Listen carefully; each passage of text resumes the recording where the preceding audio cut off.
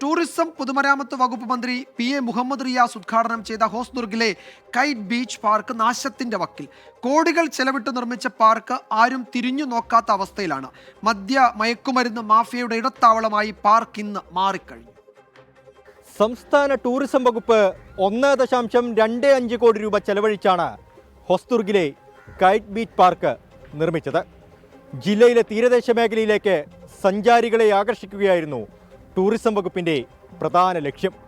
പക്ഷേ ഈ പാർക്കിൻ്റെ അവസ്ഥ ഇന്നിതാണ്.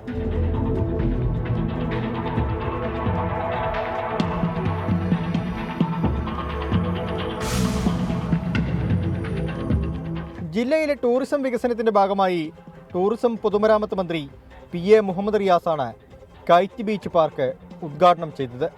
കൂടുതൽ സഞ്ചാരികളെ ആകർഷിക്കാൻ പാർക്കിന് കഴിയുമെന്നായിരുന്നു മന്ത്രിയുടെ അന്നത്തെ ഉറപ്പ്. ടൂറിസം വകുപ്പ് 1.25 കോടി രൂപ മുടക്കിയാണ് പാർക്ക് നിർമ്മിച്ചത്.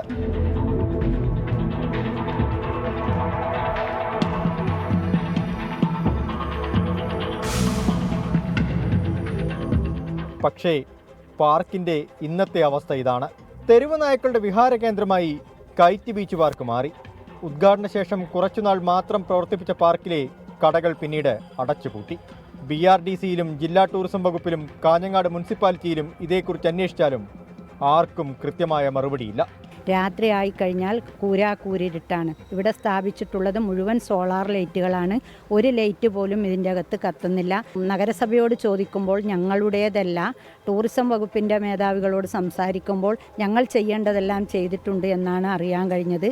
കൂടുതൽ ആധികാരികമായിട്ട് ഇതിൻ്റെ കാര്യങ്ങളൊന്നും ഞങ്ങൾക്ക് അറിവ് കിട്ടിയിട്ടില്ല. കോടിക്കണക്കിന് രൂപ ചെലവിട്ട് ആർക്കും വേണ്ടാതെ കിടക്കുന്ന പാർക്ക് ഏറ്റെടുത്ത് നടത്താൻ കുടുംബശ്രീ പ്രവർത്തകർ തയ്യാറാണ്. പക്ഷേ അതിനുള്ള അനുമതിയും ലഭിക്കുന്നില്ലെന്നാണ് പരാതി. ഞങ്ങൾക്ക് പ്രാരംഭഘട്ടത്തിൽ ഞങ്ങൾക്ക് കുടുംബശ്രീക്ക് തരുമെന്ന് പറഞ്ഞിട്ടാണ് ഞങ്ങൾ നിന്നത്. അതായത് പ്രാരംഭഘട്ടത്തിൽ ഇതിൽ ഒരുപാട് വർക്കുകൾ ചെയ്യാനുണ്ടായിരുന്നു. കുറേ പ്ലാസ്റ്റിക് വേസ്റ്റുകൾ അതെല്ലാം കുടുംബശ്രീക്കാരാണ് ഭാരികം പിടിക്കുക ഇതെല്ലാം ചെയ്തത്. പക്ഷേ പാർക്കിൻ്റെ പണിയെല്ലാം പൂർത്തിയായി പ്രാബല്യത്തിൽ വന്നു കഴിയുമ്പം കുടുംബശ്രീക്കാർക്ക് ഒരു പ്രാധാന്യം ഇല്ലാത്ത ഒരു സ്ഥിതിയിലേക്ക് വന്നു.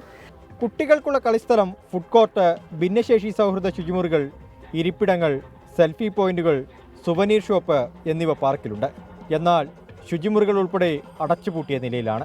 ഇതെല്ലാം എന്ന് തുറക്കുമെന്നാണ് നാട്ടുകാരുടെ ചോദ്യം.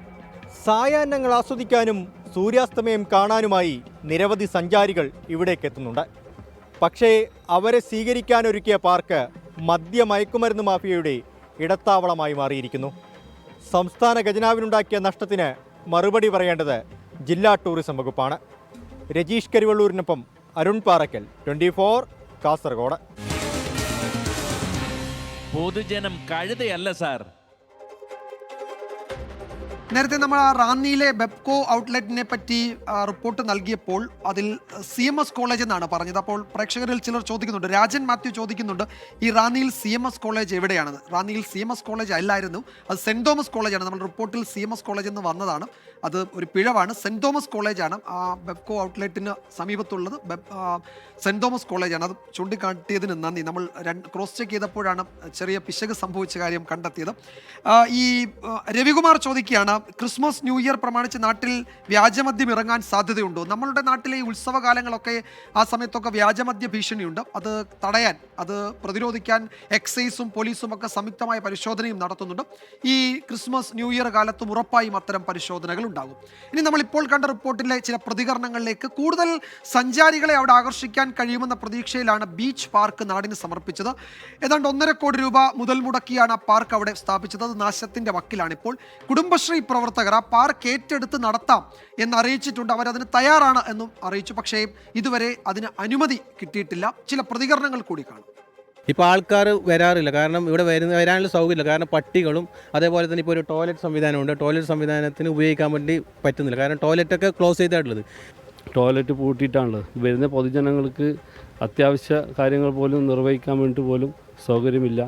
അതിന് വേണ്ടിയിട്ടുള്ള പൊതുജനങ്ങൾ ഇത് ഉപയോഗിക്കാനുള്ള ഒരു സൗകര്യം അധികൃതരുടെ ഭാഗത്തുനിന്ന് ഉണ്ടാവണം. നമുക്ക് അവസരം ഒരുക്കി തന്നിട്ടുണ്ടായിരുന്നെങ്കിൽ ഞങ്ങൾ നടത്തുമായിരുന്നു എന്ന്. കുടുംബശ്രീക്കാർ കുറേ പ്രാവശ്യം ഞങ്ങൾ മുനിസിപ്പാലിറ്റി പോയിട്ടുള്ള പറഞ്ഞിട്ടുണ്ട്, ഞങ്ങൾ CDSൽ പറഞ്ഞിട്ടുണ്ട്, പക്ഷെ തരാമെന്നൊന്നും പറഞ്ഞിട്ടില്ല.